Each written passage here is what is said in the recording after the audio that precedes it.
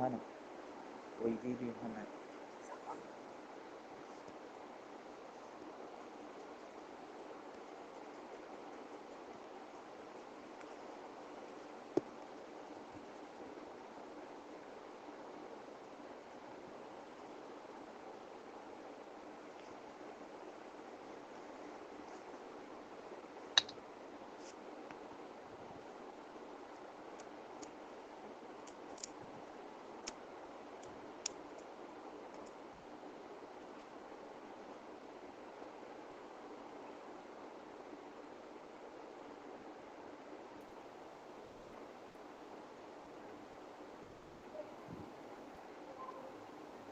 Class തുടങ്ങാറായില്ലേ?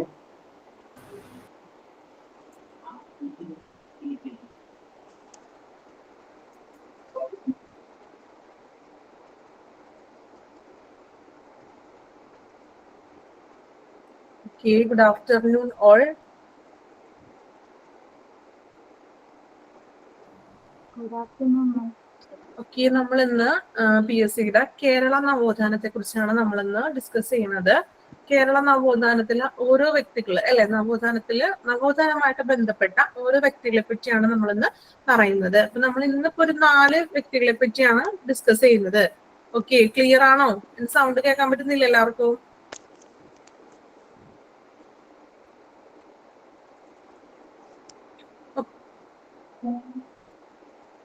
Okay, first നമ്മൾ പറയുന്നത് പൊയ്കയിൽ യോഹന്നാൻ. Kerala നവോത്ഥാനത്തിലെ important ആയിട്ടുള്ള ഒരു പേഴ്സൺ ആണ് പൊയ്കയിൽ യോഹന്നാൻ. അദ്ദേഹത്തെ പറ്റിയാണ് നമ്മൾ ഫസ്റ്റ് ഡിസ്കസ് ചെയ്യാൻ പോകുന്നത്. പൊയ്കയിൽ യോഹന്നാൻ, അദ്ദേഹത്തിന്റെ യഥാർത്ഥ പേരാണ് കുമാരൻ എന്നായിരുന്നു യഥാർത്ഥ പേര്.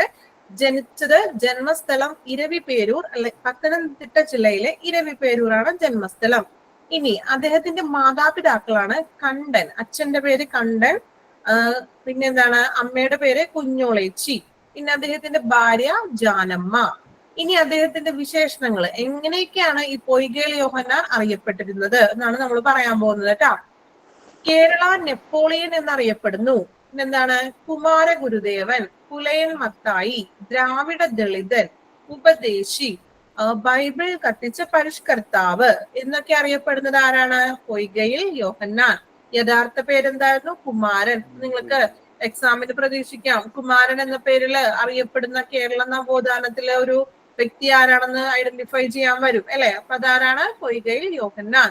ഇരവിപേരൂർ പത്തനംതിട്ടയിൽ ജനിച്ചു. പിന്നെ എന്താണ്, മാതാപിതാക്കള് കണ്ടൻ, കുഞ്ഞോളേച്ചി, പിന്നെ ഭാര്യ ജാനമ്മ.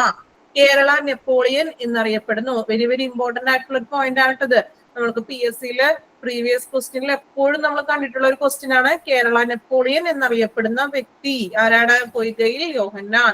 കുമാരഗുരുദേവൻ, പുലയൻ മത്തായി, ദ്രാവിഡ ദളിതൻ, ഉപദേശി, ബൈബിൾ കത്തിച്ച പരിഷ്കർത്താവ്.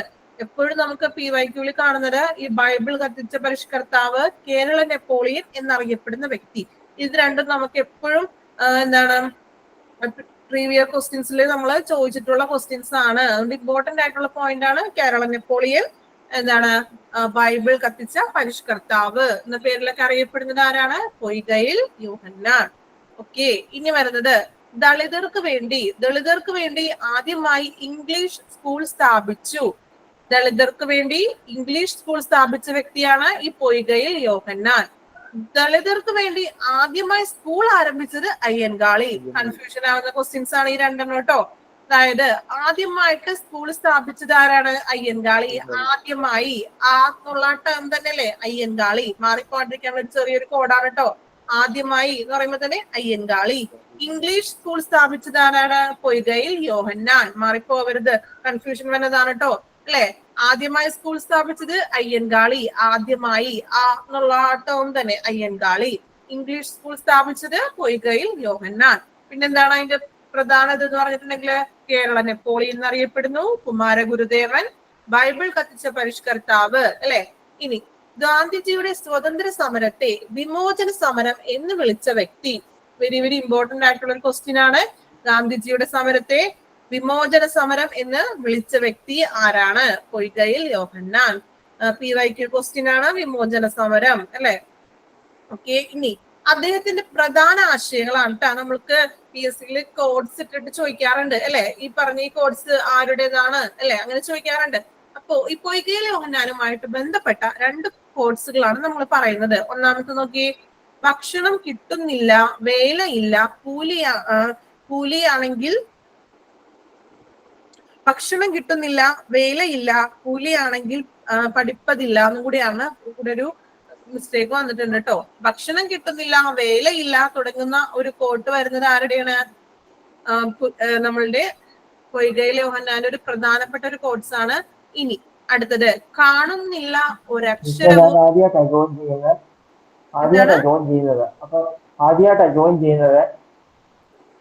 ഓക്കെ, ഇന്ന് ഫസ്റ്റ് ക്ലാസ് ആണ് കേട്ടോ.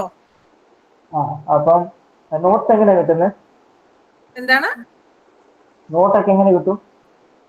ഓക്കെ, നോട്ട്സ് നിങ്ങൾക്ക് ഇപ്പൊ ഈ സ്ക്രീനിൽ കാണുന്നില്ല, ഇത് തന്നെ നമുക്കൊന്ന് ഷെയർ ചെയ്ത് തരാം. ഓക്കെ, നിങ്ങൾക്കിപ്പോ നമുക്ക് ക്ലാസ് എടുക്കുമ്പോൾ നിങ്ങൾ തന്നെ സ്വയം ഒരു ലെക്ചർ നോട്ട് പോലെ, ഇപ്പൊ ഞാൻ ചില ക്വസ്റ്റ്യൻസ് ഇപ്പൊ PYQ ആയിട്ടുള്ള ക്വസ്റ്റ്യൻസ് ഒക്കെ വരുന്നില്ലേ, അങ്ങനെയുള്ളത് നിങ്ങൾ എന്ത് ചെയ്യാ, നിങ്ങൾ നല്ല ലെക്ചർ നോട്ടായിട്ട് നിങ്ങൾക്ക് മനസ്സിലാകുന്ന രീതിയിൽ ഒന്ന് ഷോർട്ട് ആയിട്ട് എഴുതിയെടുക്കുക കേട്ടോ. കൂടുതലായിട്ട് അങ്ങനെ ചെയ്യണം കേട്ടോ. ഇമ്പോർട്ടന്റ് ആയിട്ട് ഞാൻ പറയുന്ന കുറച്ച് ക്വസ്റ്റ്യൻസ്, PYQ ക്വസ്റ്റ്യൻസ് ഒക്കെ ഇല്ലേ, അങ്ങനെയുള്ളത് എന്ത് ചെയ്യാൻ നോട്ട് ചെയ്ത് വെക്കണം. ഓക്കെ, ഇപ്പൊ ദളിതർക്ക് വേണ്ടി ആദ്യമായി സ്കൂൾ സ്ഥാപിച്ചത് അയ്യങ്കാളി. ഇംഗ്ലീഷ് സ്കൂൾ സ്ഥാപിച്ചത് പൊയ്കയിൽ യോഹന്നാൻ. ബൈബിൾ കത്തിച്ച പരിഷ്കർത്താവ് പൊയ്കയിൽ യോഹന്നാൻ. ഇനി അദ്ദേഹത്തിന്റെ 2 കോട്ടുകളാണ് നമ്മൾ പറഞ്ഞത്. രണ്ടാമത്തത് നോക്കാം.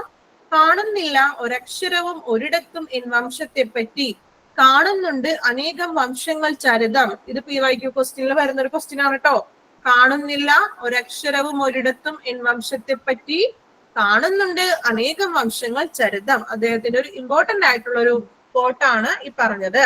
ഇനി ഈ പൊയ്കയിൽ യോഹന്നാൻ സ്ഥാപിച്ച ഒരു പ്രത്യക്ഷ രക്ഷാ ദൈവസഭ എന്ന് പറഞ്ഞൊരു സംഘടന അദ്ദേഹം സ്ഥാപിച്ചു അല്ലെ. അതാണ് PRBS എന്ന് പറയുന്നത്. പ്രത്യക്ഷ രക്ഷാ ദൈവസഭ. PRBSന്റെ മുഖ്യ പത്രമാണ് ആദിയ ദീപം. അതിന്റെ പ്രധാനപ്പെട്ട ഒരു പത്രമാണ് എന്ത്? ആദിയ ദീപം എന്ന് പറയുന്നത്. ഇനി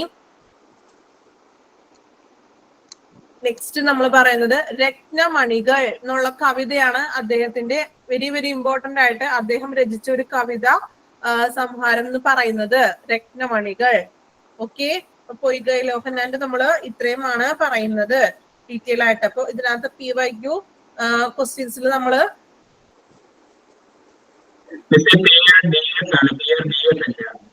എന്താണ് PRDS. ഓക്കെ, പ്രത്യക്ഷ രക്ഷാ ദൈവസഭ DS ആണ് കേട്ടോ. PRDS ആണ്, പ്രത്യക്ഷ രക്ഷാ ദൈവസഭ. ഓക്കെ, D ആണ് കേട്ടോ. ഇവിടെ മിസ്റ്റേക്ക് വന്നതാണ് നമ്മൾ ടൈപ്പിംഗില്. ഓക്കെ, PRDS പ്രത്യക്ഷ രക്ഷാ ദൈവസഭ. ഇനി എന്താണ് അതിന്റെ അല്ലെങ്കിൽ PRDSന്റെ മുഖ്യ പത്രം എന്ന് പറയുന്നത് ആദിയാർ ദീപം. അപ്പൊ നിങ്ങൾക്ക് എക്സാമിന് ചോദിക്കാം, ആദിയാർ ദീപം എന്ന പത്രം ഏത് വ്യക്തിയുമായിട്ട് ബന്ധപ്പെട്ടിരിക്കുന്നു അല്ലെ? ഏത് വ്യക്തിയുമായിട്ടാണ് ബന്ധപ്പെട്ടിരിക്കുന്നത്? പൊയ്കയിൽ യോഹന്നാൻ അല്ലെ. ഇനി PRDSന്റെ സ്ഥാപകൻ, അങ്ങനെ ചോദിക്കാം ഒരു ക്വസ്റ്റ്യൻ അല്ലെ. പൊയ്കയിൽ യോഹന്നാൻ സ്ഥാപിച്ചൊരു സംഘടനയാണ് PRDS അല്ലെ. ഇനി രത്നമണികൾ എന്ന കവിതാ സംഹാരം രചിച്ചത് ആരാണ്? പൊയ്കയിൽ യോഹന്നാൻ. അദ്ദേഹത്തിന്റെ എല്ലാ പോയിന്റുകളും നമുക്ക് എന്താണ് പ്രീവിയസ് ആയിട്ടുള്ള എല്ലാ ക്വസ്റ്റ്യൻസുകളും നമ്മൾ ചോദിച്ചിട്ടുള്ളതാണ് എക്സാമിന്. ഇമ്പോർട്ടന്റ് ആയിട്ട് നിങ്ങൾ നോക്കുക. ഏതാണ്? കേരള നെപ്പോളിയൻ എന്നറിയപ്പെടുന്നത്. പിന്നെ എന്താണ്? കേരള നെപ്പോളിയൻ, ബൈബിൾ കത്തിച്ച പരിഷ്കർത്താവ്, രത്നമണികൾ എന്ന കവിത. പിന്നെ PRDSന്റെ നോക്കാം. അതൊക്കെയാണ് ഇമ്പോർട്ടന്റ്. പിന്നെ അദ്ദേഹത്തിന്റെ ആ കോഡ്സുകളും അത്യാവശ്യം ഒന്ന് നോക്കി വെക്കുക. ഇനി നമ്മൾ നെക്സ്റ്റ് നോക്കുന്ന കേരള നവോത്ഥാനത്തിലെ ഏറ്റവും ഇമ്പോർട്ടന്റ് ആയിട്ടുള്ളൊരു വ്യക്തിയാണ് ചട്ടമ്പി സ്വാമികൾ. നിങ്ങൾ കേട്ടിട്ടുണ്ടാവുമല്ലോ ചട്ടമ്പി സ്വാമികളെ പറ്റി അല്ലെ. ചട്ടമ്പി സ്വാമികൾ അല്ലെ, നോക്കാം. 1853 ഓഗസ്റ്റ് 25 ജനിച്ചു. ഓഗസ്റ്റ് 25 ജീവകാരുണ്യ ദിനമായിട്ടാണ് നാം ആചരിക്കുന്നത്. ചട്ടമ്പി സ്വാമിയുടെ ജന്മദിനമാണ് ഓഗസ്റ്റ് 25. അതുകൊണ്ട് ആ ഓഗസ്റ്റ് 25 ജീവകാരുണ്യ ദിനം. അപ്പൊ അതും ഒരു ക്വസ്റ്റ്യൻ ആണ് അല്ലെ. ജീവകാരുണ്യ ദിനം എന്നാണ് ഓഗസ്റ്റ് 25 ജീവകാരുണ്യ ദിനം. 1853 ഓഗസ്റ്റ് 25 ജനിച്ചു അല്ലെ. ഇനി ശരിയായിട്ടുള്ള പേര്, ചട്ടമ്പി സ്വാമിയുടെ ശരിയായ പേര് കുഞ്ഞൻ പിള്ള അയ്യപ്പൻ എന്നാണ്. കുഞ്ഞൻ പിള്ള അയ്യപ്പൻ, ഇത് കോമൺ ആയിട്ട് നമുക്ക് PYQൽ ചോദിച്ചിട്ടുണ്ട് കേട്ടോ ഈ ക്വസ്റ്റ്യൻസ്. കുഞ്ഞൻ പിള്ള അല്ലെങ്കിൽ അയ്യപ്പൻ എന്നീ പേരുകളിൽ അറിയപ്പെടുന്ന കേരള നവോത്ഥാന നായകൻ ആരാണ്? ചട്ടമ്പി സ്വാമികൾ. കുഞ്ഞൻ പിള്ള അല്ലെങ്കിൽ അയ്യപ്പൻ. കുഞ്ഞൻ പിള്ള എന്നാണ് കോമൺ ആയിട്ട് നോർമലി ചോദിച്ചിട്ടുള്ളത് കേട്ടോ. കൂടുതൽ ക്വസ്റ്റ്യൻസിൽ നമ്മൾ കുഞ്ഞൻ പിള്ള എന്നാണ് കണ്ടിട്ടുള്ളത് കേട്ടോ. കുഞ്ഞൻ പിള്ള ശരിയായ പേര്. ഓക്കെ. ജന്മസ്ഥലം കണ്ണൻമൂല. കണ്ണൻമൂലയിലാണ് ജന്മസ്ഥലം അല്ലെ. സമാധിയായതും കണ്ണൻമൂലയിലാണ്. പിന്നെ അദ്ദേഹത്തിന്റെ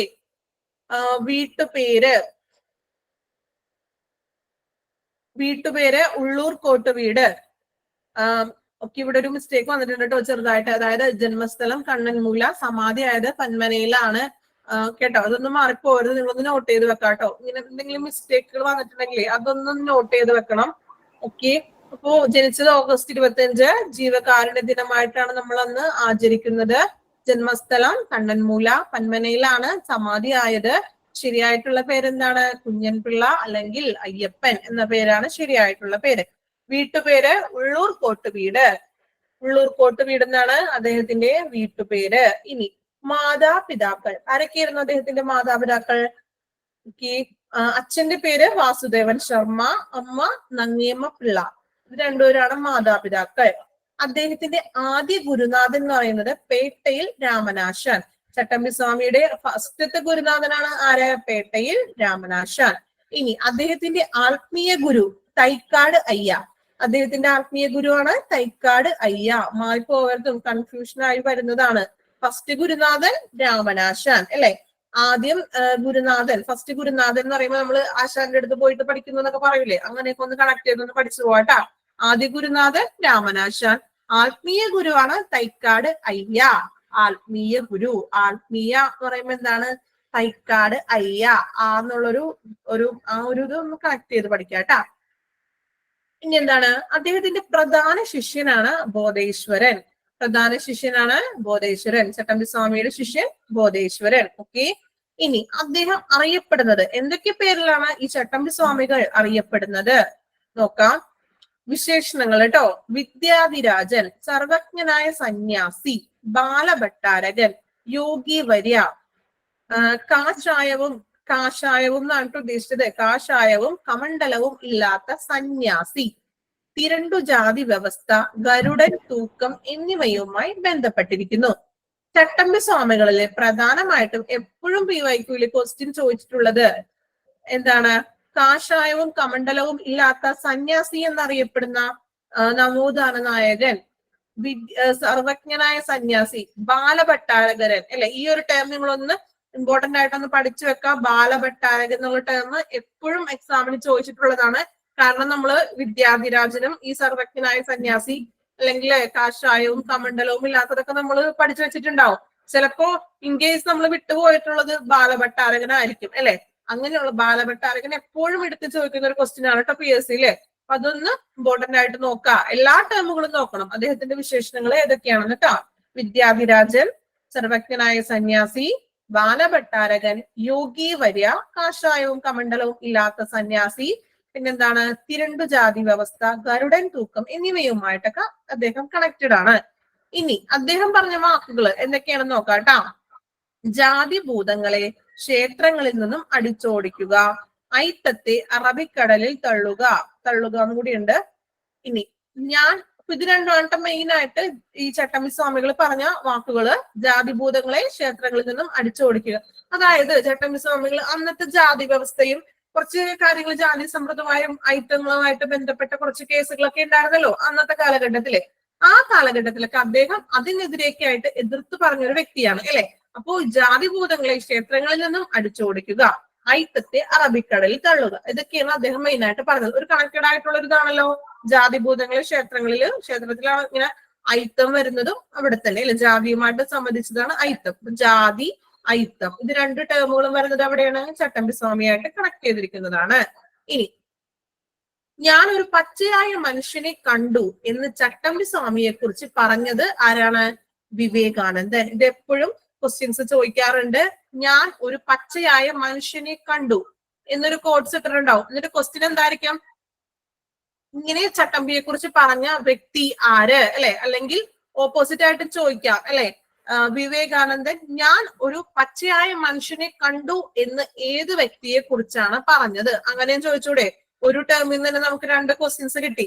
ഞാനൊരു പച്ചയായ മനുഷ്യനെ കണ്ടു എന്ന് പറഞ്ഞത് ആരാണ്? വിവേകാനന്ദനാണ് പറഞ്ഞത്. ആരെ കുറിച്ച്? ചട്ടമ്പി സ്വാമിയെ കുറിച്ചാണ് പറഞ്ഞത്. അങ്ങോട്ടും ഇങ്ങോട്ടും ഓപ്പോസിറ്റ് ആയിട്ട് എന്ത് ചെയ്യാം? കണക്ട് ചെയ്ത് നിങ്ങൾ പഠിക്കണം. പറഞ്ഞ വ്യക്തിയാണ് വിവേകാനന്ദൻ കേട്ടോ. പച്ചയായ മനുഷ്യനെ കണ്ടു ആരെ കുറിച്ച് പറഞ്ഞു? ചട്ടമ്പി സ്വാമിയെ കുറിച്ചാണ് പറഞ്ഞത്. മാറിപ്പോകരുതും. ഓപ്പോസിറ്റ് ആയിട്ട് ഒരു ഇതിൽ തന്നെ നമുക്കിപ്പോ 2 ക്വസ്റ്റ്യൻസ് കിട്ടിയില്ലേ? ഓക്കെ, ഇത് ഇമ്പോർട്ടന്റ് ആയിട്ടുള്ള ഒരു ടേം ആണ് കേട്ടോ. നമ്മൾ കുറെ ക്വസ്റ്റ്യൻസിൽ PSC ചോദിച്ചു വന്നിട്ടുള്ള ഒരു ക്വസ്റ്റ്യൻ ആണ്. ഈ നവോത്ഥാനത്തിൽ നിന്ന് മെയിൻ ആയിട്ട് ഇങ്ങനെയുള്ള ക്വസ്റ്റ്യൻസ് ഒക്കെയാണ്, കുറച്ച് കൺഫ്യൂഷൻ ആയിട്ടുള്ളതൊക്കെ ആയിരിക്കും നമ്മളോട് ചോദിക്കുന്നത്, അല്ലെ?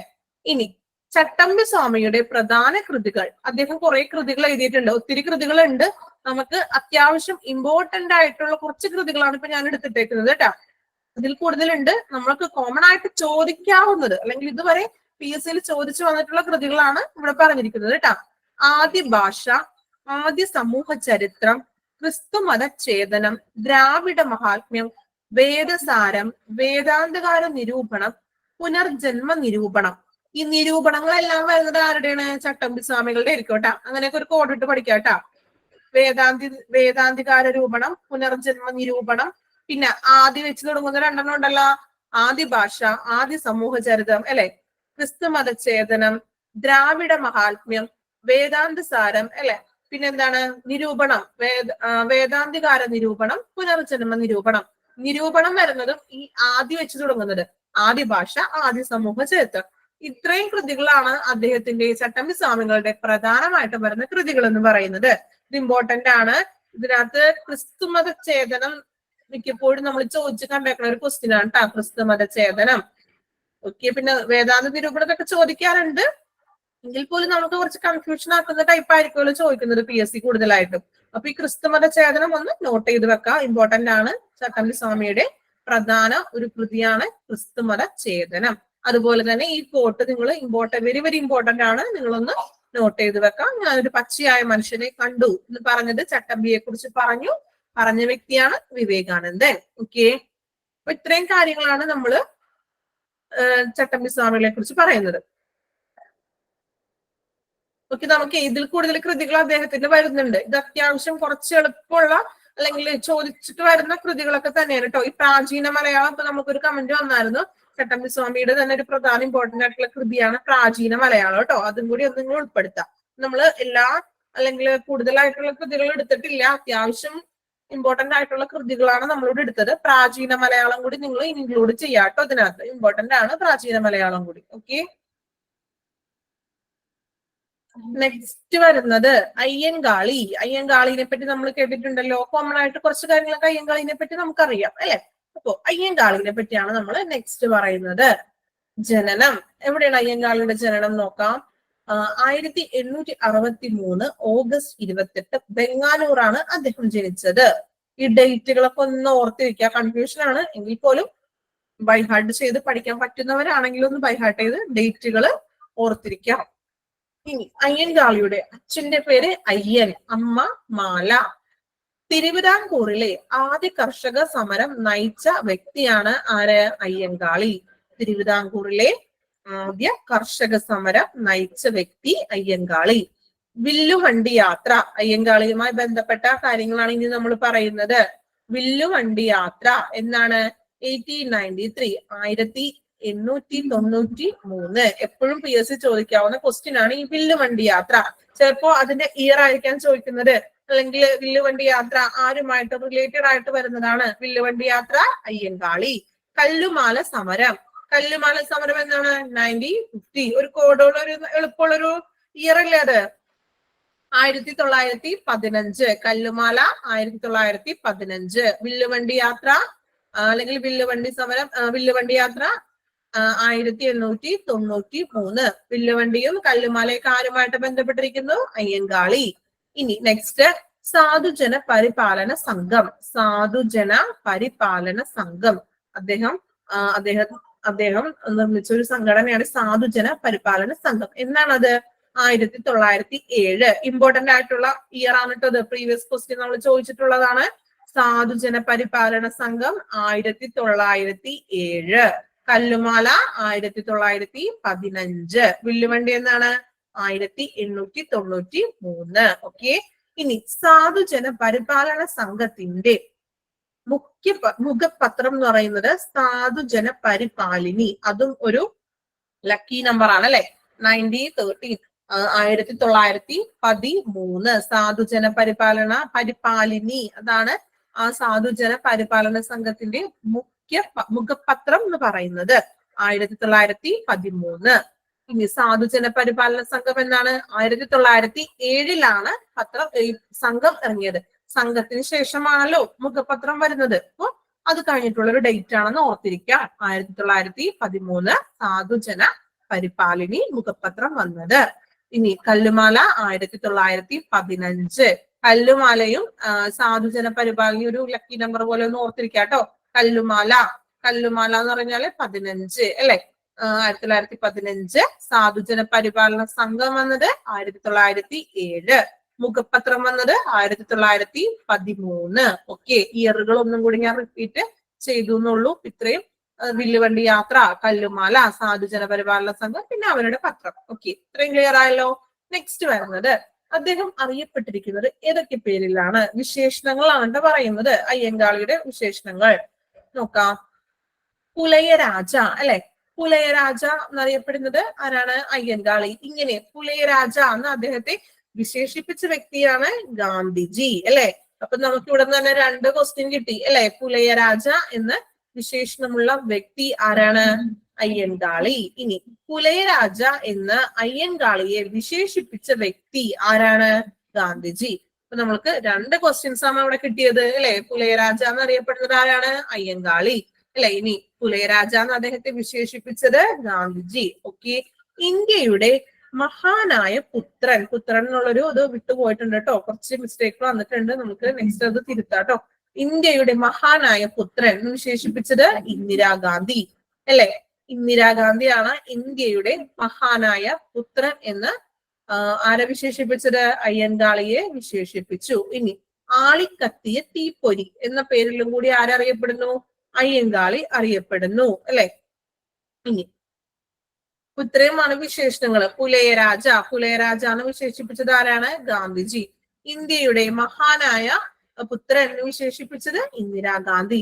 ആളിക്കത്തിയ തീപ്പൊരി എന്ന് വിശേഷിപ്പിച്ചത് ആരാണെന്ന് ആർക്കെങ്കിലും ഒന്ന് കമന്റ് ചെയ്യണമെങ്കിൽ ഒന്ന് കമന്റ് ചെയ്യാട്ടോ. ആളിക്കത്തിയ തീപ്പൊരി എന്നാണ് കോമൺ ആയിട്ട് ചോദിക്കാറുണ്ട്. ആളിക്കത്തിയ തീപ്പൊരി എന്നറിയപ്പെടുന്ന വ്യക്തി എന്നാണ് കോമൺ ആയിട്ട് ചോദിച്ചു വന്ന് കണ്ടിട്ടുള്ളത് കേട്ടോ. അപ്പൊ ആളിക്കത്തിയ തീപ്പൊരി എന്ന് പറഞ്ഞാൽ അയ്യൻകാളി, ആ എന്നുള്ള ആ ടേമില്ലേ അയ്യൻകാളി, അങ്ങനെയൊക്കെ ഒന്ന് കണക്ട് ചെയ്ത് നിങ്ങൾ പഠിക്കാട്ടാ. നമ്മൾ കണ്ടിന്യൂസ് എന്താ പറയാ ബൈ ഹാർട്ട് ചെയ്ത് പഠിക്കുമ്പോൾ ചിലപ്പോ ആകെ കൺഫ്യൂഷൻ വരും അല്ലെ. അതുകൊണ്ട് അങ്ങനെയുള്ള കുറച്ച് ടേമുകളൊക്കെ നിങ്ങളൊന്ന് കണക്ട് ചെയ്തിട്ട് ആവശ്യം വരുന്നത് അങ്ങനെ ഒന്ന് പഠിച്ചു പോട്ടാ. ഇനി പാഞ്ചജന്യം, അദ്ദേഹത്തിന്റെ ശവകുടീരം അറിയപ്പെടുന്നതാണ് പാഞ്ചജന്യം എന്നാണ് കേട്ടാ ഈ അയ്യൻകാളിയുടെ ശവകുടീരം അറിയപ്പെടുന്നത്. ഇനി അദ്ദേഹം തപാൽ സ്റ്റാമ്പിൽ പ്രത്യക്ഷപ്പെട്ടത് എന്നാണ്? 2002 ഓഗസ്റ്റ് 12 അദ്ദേഹം തപാൽ സ്റ്റാമ്പില് പ്രത്യക്ഷനാവുന്നത്. ഇനി അദ്ദേഹത്തിന്റെ സ്മാരകം സ്ഥിതി ചെയ്യുന്നത് ചിത്രകൂടം. എപ്പോഴും ചോദിക്കാറുള്ള ഒരു ക്വസ്റ്റ്യൻ ആണ് കേട്ടാ. അയ്യൻകാളിയുടെ സ്മാരകം സ്ഥിതി ചെയ്യുന്നത് ചിത്രകൂടം. നേരെ മറിച്ചും ചോദിക്കാറുണ്ട്. ചിത്രകൂടം സ്മാരകം ഏത് വ്യക്തിയുമായി ബന്ധപ്പെട്ടിരിക്കുന്നു? അയ്യൻകാളി. പിവൈക്യു എപ്പോഴും ചോദിച്ചു വരുന്ന ക്വസ്റ്റ്യൻ ആണ്. ഇതൊന്ന് നിങ്ങൾ നോട്ട് ചെയ്യുക. ചിത്രകൂടം സ്മാരകം, അയ്യങ്കാളിയുടെ സ്മാരകമാണ് ചിത്രകൂടം. ഓക്കെ, ഇത്രയും കാര്യങ്ങളാണ് നമ്മൾ അയ്യങ്കാളിയെ പറ്റി പറയുന്നത്. ഒന്നും കൂടി റിപ്പീറ്റ് ചെയ്യാണ്. അയ്യങ്കാളി ജനനം 1863 ഓഗസ്റ്റ് 28 വെങ്ങാനൂരിലാണ് അദ്ദേഹം ജനിച്ചത്. അദ്ദേഹത്തിന്റെ അച്ഛൻ അയ്യൻ, അമ്മയുടെ പേരെന്താണ്? മാല. തിരുവിതാംകൂറിലെ ആദ്യ കർഷക സമരം നയിച്ച വ്യക്തിയാണ് അയ്യങ്കാളി. ഇനി വില്ലുവണ്ടി യാത്ര 1893 ഫസ്റ്റ് ആണ് കേട്ടോ. വില്ലുവണ്ടി യാത്ര 1893. കല്ലുമാല സമരം 1915. പിന്നെ എന്ത് ചെയ്തു? സാധുജന പരിപാലന സംഘം അല്ലെ. എന്നാണ് സ്റ്റാർട്ട് ചെയ്തത്? 1907 സംഘം വന്നത് അല്ലെ. ഇനി സംഘം വന്നതിന് ശേഷമാണല്ലോ പത്രം ഇറക്കിയത് അവര്. മുഖപത്രത്തിന്റെ പേരാണ് സാധുജന പരിപാലിനി. അതായത് 1913 സാധുജന പരിപാലിനി വന്നത്. അപ്പൊ 1907 എന്ത് ചെയ്തു? സംഘമുണ്ടാക്കി. സംഘത്തിന്റെ പത്രം 1913. 13 കഴിഞ്ഞ ഇതിലെ സാധു പരിപാലന സംഘം എത്രാം വീത? എന്താണ് സാധു പരിപാലന സംഘം സാധു എത്രാമത്തെ ഇതിലെ? 1907 സാധുജന പരിപാലന സംഘം വരുന്നത്. 13 അതിന്റെ പത്രം പുറത്തിറങ്ങുന്നത്, അവരുടെ ഫസ്റ്റത്തെ മുഖപത്രം. ഓക്കെ, ഇനി നമ്മൾക്ക് അദ്ദേഹത്തിന്റെ വിശേഷണങ്ങളാണ് പറഞ്ഞത്. പുലയരാജ എന്ന് അയ്യങ്കാളിയെ വിശേഷിപ്പിച്ച വ്യക്തി ഗാന്ധിജിയാണ് വിശേഷിപ്പിച്ചത്. ഇന്ത്യയുടെ മഹാനായ പുത്രൻ എന്ന് പറഞ്ഞത് ആരാണ്? ഇന്ദിരാഗാന്ധി. ഇന്ത്യയുടെ, അപ്പൊ എന്താണ്? ഇന്ദിരാഗാന്ധി. കണക്ടിങ് ആയില്ലേ അവിടെ? ഇന്ത്യയുടെ ഇന്ദിരാഗാന്ധി. ക്ലിയർ ആയല്ലോ? നിങ്ങൾക്ക് എളുപ്പം ഒന്ന് കോഡിങ് കിട്ടാൻ വേണ്ടിയിട്ടാണ് ഇങ്ങനെ ഓരോ അക്ഷരങ്ങൾ വെച്ചൊന്ന് കണക്ട് ചെയ്തത്. ഓക്കെ, പുലയരാജ എന്ന് പറഞ്ഞത് ഗാന്ധിജി, ഇന്ത്യയുടെ മഹാനായ പുത്രൻ, ഇന്ത്യയുടെ ഇന്ദിരാഗാന്ധി. ഓക്കെ, ആളിക്കത്തിയ തീപ്പൊരി എന്നറിയപ്പെടുന്നതും ആരാണ്? അയ്യങ്കാളി. ഇനി പാഞ്ചജന്യം, അദ്ദേഹത്തിന്റെ ശവകുടീരം അറിയപ്പെടുന്നത് പാഞ്ചജന്യം എന്നാണ് ശവകുടീരം അറിയപ്പെടുന്നത്. ഇമ്പോർട്ടന്റ് ആയിട്ട് തന്നെ പഠിക്കുക. ഇനി തപാൽ സ്റ്റാമ്പില് ഈ ഓരോ വ്യക്തികളും തപാൽ സ്റ്റാമ്പിൽ വന്നതൊക്കെ ഉണ്ടാവില്ലേ? ആ ഇയറുകളൊക്കെ നിങ്ങളൊന്ന് ബൈ ഹാർട്ട് ചെയ്ത് പഠിക്കണം കേട്ടോ. കൺഫ്യൂഷനിങ് ആണ് അത്. തപാൽ സ്റ്റാമ്പില് അയ്യൻകാളി വന്നത് 2002 ഓഗസ്റ്റ് 12 2002 ഓഗസ്റ്റ് 12 ഓഗസ്റ്റ്. അദ്ദേഹം ജനിച്ച ഇയർ മന്ത് തന്നെയല്ല ഓഗസ്റ്റ്. അപ്പൊ അതൊന്ന് ഓഗസ്റ്റ് മാറിപ്പോവില്ലല്ലോ നിങ്ങൾക്ക്. അദ്ദേഹം ജനിച്ച ആ ഒരു ഓഗസ്റ്റ് തന്നെ ആയിരുന്നില്ലേ? അതെ, ഓഗസ്റ്റ് 28 ജനിച്ചത്. അപ്പൊ ആ ഡേറ്റ് തന്നെയാണ് കേട്ടോ, ഓഗസ്റ്റ് തന്നെയാണ്. അപ്പൊ അതൊന്ന് ഓർത്തിരിക്കുക, ഓഗസ്റ്റിലാണ്. പിന്നെ ഡേറ്റ് 12, ഇയർ 2002. 2002 ഇവിടെ ഒരു 2ന്റെ അപ്പുറം 1 വന്നു അല്ലെ? 12 അല്ലെ? ഓഗസ്റ്റ് നിങ്ങൾ മറന്നു പോകരുത്. അദ്ദേഹത്തിന്റെ ജനിച്ച ആ ഒരു മന്ത് തന്നെയാണ് ഓഗസ്റ്റ്. 2002 12 ഒരു കോഡിങ് കിട്ടിയില്ലേ? 2002 12 തപാൽ സ്റ്റാമ്പില് അയ്യൻകാളി പ്രത്യക്ഷപ്പെടുന്നത്. ഇനി അദ്ദേഹത്തിന്റെ സ്മാരകമാണ് ചിത്രകൂടം. എപ്പോഴും ചോദിക്കുന്ന ഒരു ക്വസ്റ്റ്യൻ ആണ് കേട്ടോ ചിത്രകൂടം. ആരുടെ സ്മാരകമാണ് ചിത്രകൂടം? അല്ലെങ്കിൽ അയ്യൻകാളിയുടെ സ്മാരകം ഏത് പേരിലാണ് അറിയപ്പെടുന്നത്? ചിത്രകൂടം. ഓക്കെ, അപ്പൊ ഇത്രയും കാര്യങ്ങളാണ് അയ്യങ്കാളി. നമുക്ക് ഏറ്റവും ഇമ്പോർട്ടന്റ് ആയിട്ടുള്ള കുറച്ച് കാര്യങ്ങൾ മാത്രമാണ് ഡിസ്കസ് ചെയ്യുന്നത്. അയ്യങ്കാളിയെ കുറിച്ച് ഇതിലും കൂടുതലായിട്ടുള്ള ഡീറ്റെയിൽസും കാര്യങ്ങളുണ്ട്. അത്യാവശ്യം നിങ്ങൾ ഇത്രയുമെങ്കിലും ഒന്ന് പഠിച്ചു വെക്കുക ബൈ ഹാർട്ടായിട്ട്. ഓക്കെ, ഇനി നമുക്ക് 4ാമത് പറയുന്നത് മന്നത്ത് പത്മനാഭൻ. മന്നത്ത് പത്മനാഭനെ പറ്റിയാണ് നമ്മൾ പറയുന്നത്. മന്നത്ത് പത്മനാഭൻ എന്ന് കേൾക്കുമ്പോൾ തന്നെ നമുക്കറിയാം NSSന് ഓർമ്മ വരും അല്ലെ? NSS എന്നുള്ളൊരു സംഘടന, അല്ലെങ്കിൽ ആ ഒരു എന്താണ് നായർ സമുദായം അല്ലെ? NSS നായർ സമുദായത്തിന്റെ ഒരു സ്ഥാപകൻ തന്നെ നമുക്ക് മന്നത്ത് പത്മനാഭനെ പറയാം അല്ലെ? അപ്പോ അദ്ദേഹത്തെ പറ്റിയാണ് നമ്മൾ അടുത്തത് നോക്കുന്നത്. മന്നത്ത് പത്മനാഭൻ നോക്കിയേ, ജനനം 1878 ജനുവരി 2 പെരുന്ന, കോട്ടയം ജില്ലയിലെ പെരുന്നയിലാണ് അദ്ദേഹം ജനിച്ചത്. 1878. നിങ്ങൾ എല്ലാവരുടെയും ഇയറുകള് കൺഫ്യൂഷൻ ആണ്, എന്നാൽ പോലും എന്തെങ്കിലും ഒരു കോഡ് നിങ്ങൾ അതിനെ ഒന്ന് ക്രിയേറ്റ് ചെയ്യുക. നിങ്ങൾക്ക് ഓരോരുത്തർക്കും മനസ്സിലാവുന്ന രീതിയിൽ കോഡുകളൊക്കെ ഒന്ന് ക്രിയേറ്റ് ചെയ്ത് വേണമെന്ന് പഠിക്കാനായിട്ട്. ജനനം എന്നാണ് 1878. ഓക്കെ, പെരുന്ന കോട്ടയം ജില്ലയിലെ പെരുന്നയിലാണ് അദ്ദേഹം ജനിച്ചത്. പിതാവ്, അദ്ദേഹത്തിന്റെ പിതാവ് ആരാണ്? ഈശ്വരൻ നമ്പൂതിരി. മാതാവ് പാർവതിയമ്മ. ഇനി വിശേഷണങ്ങള്, അദ്ദേഹം ഏതൊക്കെ ഇതിലാണ് അറിയപ്പെടുന്നത്? വിശേഷണങ്ങളാണ് നമ്മൾ പറയുന്നത്. കേരളത്തിലെ മദൻ മോഹൻ മാളവ്യ എന്ന് അറിയപ്പെടുന്ന വ്യക്തിയാണ് മന്നത്ത് പത്മനാഭൻ. PYQ ക്വസ്റ്റ്യൻ ആണ്. കേരളത്തിലെ മദൻ മോഹൻ മാളവ്യ എന്നറിയപ്പെടുന്നത് മന്നത്ത് പത്മനാഭൻ. മാറിപ്പോകരുത്. മദൻ മോഹൻ വന്നിട്ടുണ്ടല്ലോ അതിനകത്ത് എല്ലാത്തിലും അല്ലെ? അപ്പൊ മന്നത്ത് പത്മനാഭൻ ഒരു കോഡിംഗ് ആണ് പറഞ്ഞത്. മന്നത്ത് പത്മനാഭൻ അല്ലെ? മദൻ മോഹൻ മാളവ്യ. ഈ മദൻ മോഹൻ മാളവ്യ എന്ന് മന്നത്ത് പത്മനാഭനെ വിശേഷിപ്പിച്ച വ്യക്തിയാണ് സർദാർ KM പണിക്കർ. അദ്ദേഹമാണ് മദൻ മോഹൻ മാളവ്യ എന്ന് ഈ മന്നത്ത് പത്മനാഭനെ വിശേഷിപ്പിച്ചത്. ഓക്കെ, ഇനി എന്തൊക്കെയാണ്? സവർണ ജാഥ, വിമോചന സമരം, ജീവശിഖ ജാഥ എന്നൊക്കെയുള്ള ഈ ഒരു 3 കാര്യങ്ങൾ ആരുമായിട്ട് ബന്ധപ്പെട്ടിരിക്കുന്നു? മന്നത്ത് പത്മനാഭൻ. സവർണ ജാഥ, വിമോചന സമരം, ജീവശിഖ ജാഥ. ബൈഹാർട്ട് ചെയ്ത് തന്നെ പഠിക്കുക. സവർണ ജാഥ ഇമ്പോർട്ടന്റ് ആണ്. സവർണ ജാഥ ആരുമായിട്ട് ബന്ധപ്പെട്ടിരിക്കുന്നു? ഏത് വ്യക്തിയുമായിട്ടാണ് സവർണ ജാഥ ബന്ധപ്പെട്ടിരിക്കുന്നു എന്ന് ചോദിക്കാം അല്ലെ? ആരുമായിട്ടാണ്? മന്നത്ത് പത്മനാഭൻ. ഓക്കെ, വിമോചന സമരം ബന്ധപ്പെട്ടിരിക്കുന്നത് ആരുമായിട്ടാണെന്ന് ചോദിക്കാം. ആരുമായിട്ടാണ്? മന്നത്ത് പത്മനാഭനായിട്ടാണ് വിമോചന സമരം ബന്ധപ്പെട്ടിരിക്കുന്നത്. ഇനി നെക്സ്റ്റ്, ഭാരത കേസരി എന്നറിയപ്പെടുന്ന വ്യക്തിയാണ് മന്നത്ത് പത്മനാഭൻ. അപ്പൊ 2 പേരുകളിൽ അദ്ദേഹം അറിയപ്പെടുന്നുണ്ട്. ഏതൊക്കെ പേരുകളിലാണ്? മദൻ മോഹൻ മാളവ്യ. മദൻ മോഹൻ മാളവ്യ എന്ന് വിശേഷിപ്പിച്ചത് സർദാർ KM പണിക്കർ. അതുപോലെ തന്നെ എന്താണ്? ഭാരത കേസരി എന്ന് കൂടി അദ്ദേഹം അറിയപ്പെടുന്നു. ഭാരത കേസരി എന്ന് അറിയപ്പെടുന്നത് രാജേന്ദ്ര പ്രസാദ് ആണ്. അദ്ദേഹത്തെ ഈ ഭാരത കേസരി എന്ന് വിശേഷിപ്പിച്ചത് ആരാണ്? രാജേന്ദ്ര പ്രസാദ്. മാറിപ്പോകരുത്. മദൻ മോഹൻ മാളവ്യ എന്ന് പറഞ്ഞത് സർദാർ KM പണിക്കർ, ഭാരത കേസരി എന്ന് പറഞ്ഞത് രാജേന്ദ്ര പ്രസാദ്. ഓക്കെ.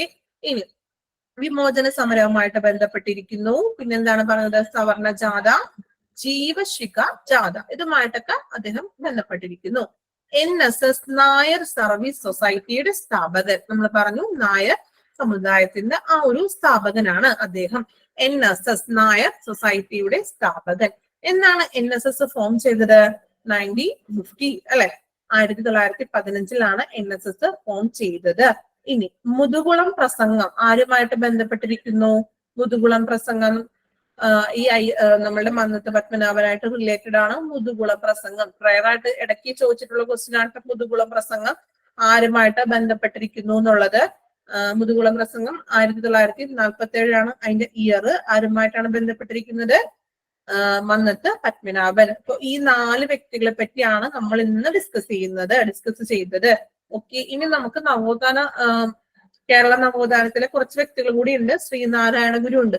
ഇനി നെക്സ്റ്റ് ശ്രീനാരായണ ഗുരുവാണ് വരുന്നത്. അപ്പൊ ശ്രീനാരായണ ഗുരുവിനെന്ന് വെച്ചിട്ടുണ്ടെങ്കിൽ നമുക്ക് അദ്ദേഹത്തിന്റെ ഒത്തിരി കൃതികളുണ്ട്. അല്ലെങ്കിൽ അദ്ദേഹത്തിന്റെ എന്താണ്, നമ്മൾക്കൊരു ചെറിയൊരു പോയിന്റ് കൊണ്ട് മാത്രം അദ്ദേഹത്തിന്റെ കാര്യങ്ങൾ നമുക്ക് പറയാൻ സാധിക്കില്ല. അതായത് കുറച്ച് വൈഡ് ആയിട്ടുള്ള ഒരു ടോപ്പിക്കാണ് ശ്രീനാരായണ ഗുരുവിന്റെ മാത്രമായിട്ട് നമുക്ക് സെപ്പറേറ്റ് ആയിട്ടൊരു ടോപ്പിക്കാണത്. നമുക്കിനി നെക്സ്റ്റ് ക്ലാസ്സിൽ ശ്രീനാരായണ ഗുരുവിനെ പറ്റിയാണ് നമ്മൾ ഇനി ഡിസ്കസ് ചെയ്യാൻ പോകുന്നത്. അപ്പൊ നമുക്ക് ഈ 4 പേരെ പറ്റിയാണ് ഡിസ്കസ് ചെയ്തത്. നിങ്ങൾ ഇന്ന് തന്നെ ഒന്നിങ്ങനെ ഇത്രയും കാര്യങ്ങളൊന്ന് പഠിച്ചു പോകാം. ജസ്റ്റ് ഞാനിങ്ങനെ ഒന്ന് ഓരോ ക്വസ്റ്റ്യൻസ് ആയിട്ട് ചോദിക്കട്ടെ. നിങ്ങൾ അറിയാവുന്ന പോലെ ഒന്ന് ഓരോരുത്തരൊന്ന് പറയണം. നിങ്ങൾ സ്ക്രീനിൽ നോക്കണ്ട, അല്ലാണ്ട് നിങ്ങൾക്ക് കിട്ടുന്നത് പോലെ ജസ്റ്റ് ഒന്ന് പറഞ്ഞാൽ ശ്രമിക്കാം കേട്ടോ ഓരോരുത്തരും. കേരള നെപ്പോളിയൻ എന്നറിയപ്പെടുന്ന നവോത്ഥാന നായകൻ ആരാണ്? ആരെങ്കിലും ഒരാളൊന്ന് പറയാമോ? ഞാൻ ചോദിക്കാം. പൊയ്കയിൽ യോഹന്നാൻ. ഓക്കെ. ഞാൻ ഓരോരുത്തരോടായിട്ട് ചോദിക്കാം കേട്ടോ. ഇന്ന് നമുക്ക് അല്ലെങ്കിൽ ഒരു ഡിസ്റ്റർബ് തന്നെയില്ലേ? ഓക്കെ. ഇനി ജീവകാരുണ്യ ദിനമായിട്ട് എന്നാണ് നമ്മൾ ആചരിക്കുന്നത്? സിദ്ധാർത്ഥ് PS പറയാമോ?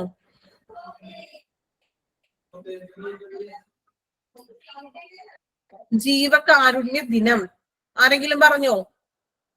ഓഗസ്റ്റ് 25 എന്നാണ്? എന്തുകൊണ്ടാണ് ഓഗസ്റ്റ് 25 നമ്മൾ ജീവകാരുണ്യ ദിനമായിട്ട് ആചരിക്കുന്നത്? ചട്ടമ്പി സ്വാമിയുടെ ജന്മദിനം ആയതുകൊണ്ടാണ് നമ്മൾ ജീവകാരുണ്യം ദിനമായിട്ട് ആചരിക്കുന്നത്. ഇനി ആദ്യ ഗുരുനാഥൻ ആരാണ്? ചട്ടമ്പി സ്വാമികളുടെ ആദ്യ ഗുരുനാഥൻ ആദ്യ ഗുരുനാഥൻ എന്ന് പറയുമ്പോൾ നമ്മൾ പറഞ്ഞില്ലേ, ആശാൻ എന്ന് പറഞ്ഞില്ലേ, രാമനാശാൻ അല്ലെ? രാമനാശാൻ. ഓക്കെ. ഇനി ബാലഭട്ടാരകൻ എന്നറിയപ്പെടുന്നത് ഏത് വ്യക്തിയാണ്? ചട്ടമ്പി സ്വാമികൾ. ചട്ടമ്പി സ്വാമികൾ. ഇനി നമ്മൾ പറയുന്നു, ഞാനൊരു റേഞ്ചിന്റെ പ്രശ്നം ഉണ്ടായിരുന്നേ. അതായത് കേട്ടാൽ റേഞ്ചിന്റെ പ്രശ്നമുണ്ട്. റേഞ്ച്. ഓക്കെ. ഇനി നമ്മള് നെക്സ്റ്റ് നമ്മൾ ചോദിക്കുന്നതാണ്. ഓക്കെ. ഇനി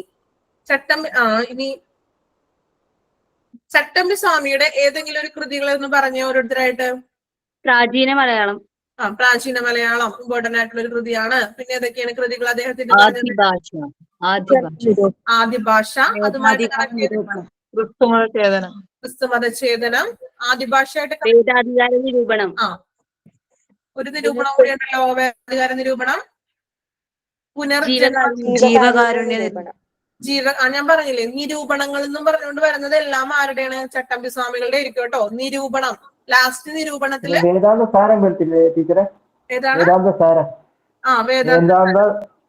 വേദാന്ത സാരം. ഓക്കെ.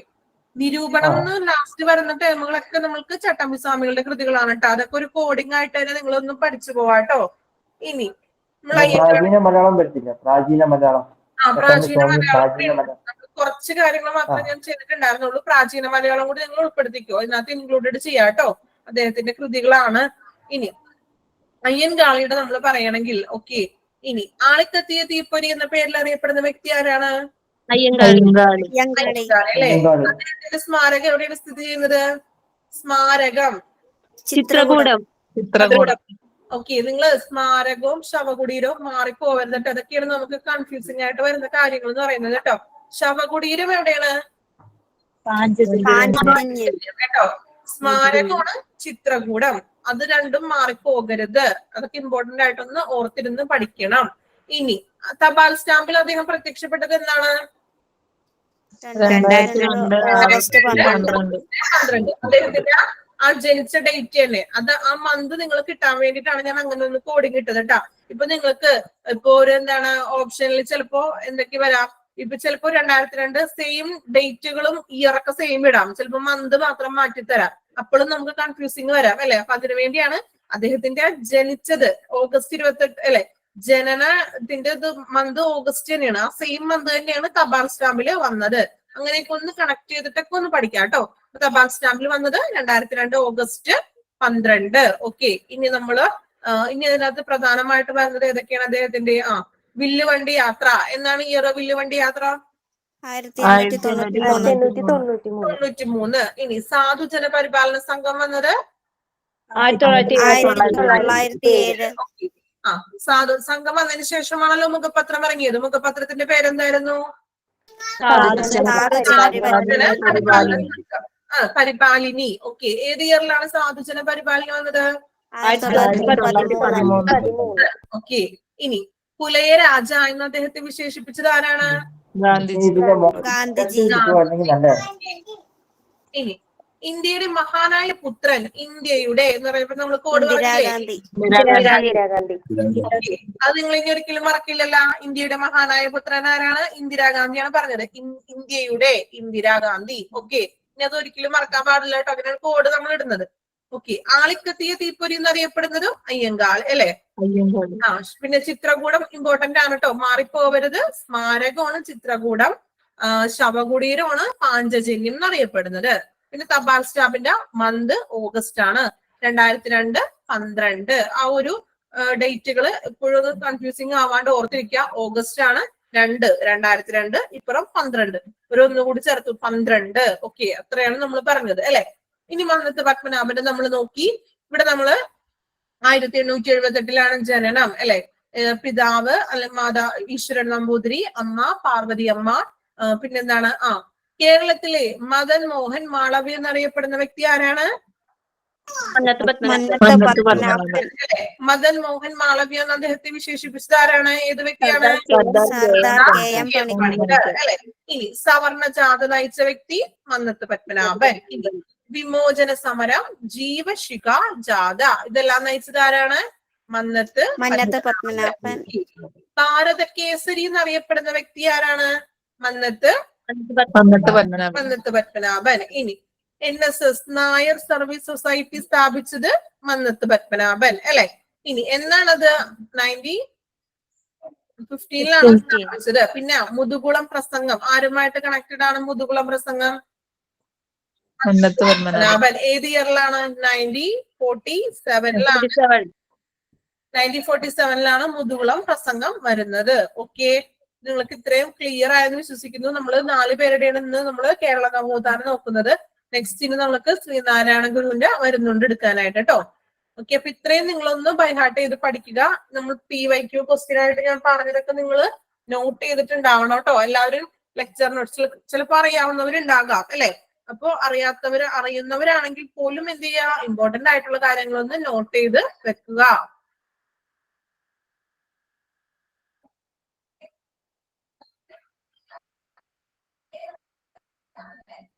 ഓക്കെ. അപ്പൊ ഇത്രയും കാര്യങ്ങൾ നിങ്ങൾ ഇന്ന് തന്നെ ഒന്ന് ക്ലിയർ ചെയ്ത് പഠിക്കാം കേട്ടോ.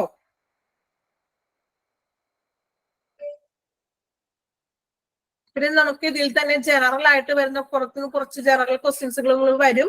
അപ്പൊ അതുകൂടി നിങ്ങൾ പഠിക്കണം. പിന്നെ കറണ്ട് അഫയേഴ്സും കൂടി നോക്കുക. കറണ്ട് അഫയേഴ്സ് നമ്മൾ ഇതിന്റെ ഒപ്പം തന്നെ നിങ്ങൾക്ക് കുറച്ച് തരാം നോട്ട്സ് ആയിട്ട്. കറണ്ട് അഫയേഴ്സ് ഇത് നമ്മൾക്ക് ഇതിന്റെ ഒപ്പം തന്നെ നിങ്ങൾക്ക് ഒരു 10 ക്വസ്റ്റ്യൻസ് വെച്ചോ അങ്ങനെ കറണ്ട് അഫയേഴ്സ് കൂടി നിങ്ങൾക്ക് തരാം കേട്ടോ. നെക്സ്റ്റ് ക്ലാസ് തുടങ്ങി നിങ്ങൾ ഇത്രയും ഇതിന്റെ നമ്മൾ കംപ്ലീറ്റ് ആയിട്ടില്ല, 4 പേരുടെ മാത്രമായിട്ട് നോക്കിയിട്ടുള്ളത്. ഇനി ശ്രീനാരായണ ഗുരു വരുന്നുണ്ട്, പിന്നെ നമ്മള് ചാവറ കുര്യാക്കോസ് ചാവറ കുര്യാക്കോസ് അച്ഛൻ വരുന്നുണ്ട്. അങ്ങനെ ഒരു കുറച്ച് 3-4 പേരുകളുടെയും കൂടി ഒരു നവോത്ഥാനത്തിന്റെ കണ്ടിന്യൂഷൻ ഉണ്ട്. അപ്പൊ അത് നെക്സ്റ്റ് ക്ലാസ്സിൽ ഇനി അത് കണ്ടിന്യൂ ചെയ്യുള്ളൂ. ഓക്കെ, നമ്മൾ ഇന്നത്തെ ക്ലാസ് അപ്പൊ ഇത്രയുമാണ്. അപ്പൊ ഇത്രയും നല്ല രീതിയിൽ എല്ലാവരും പഠിക്കുക. ഇത്രയെടുത്തത് നിങ്ങൾക്ക് എല്ലാവർക്കും ക്ലിയർ ആയോ?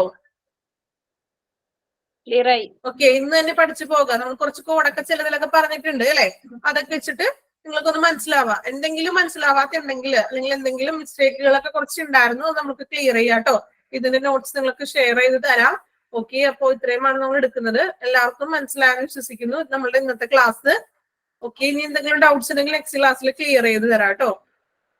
ഓക്കെ, അപ്പൊ നമ്മൾ ക്ലാസ് ഒന്ന് വൈൻഡപ്പ് ചെയ്യണേണ്. Okay, thank you all. Thank U.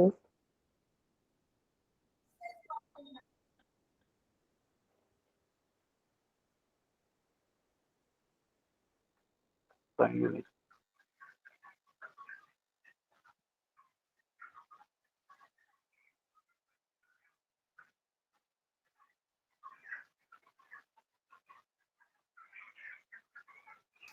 Thank you miss.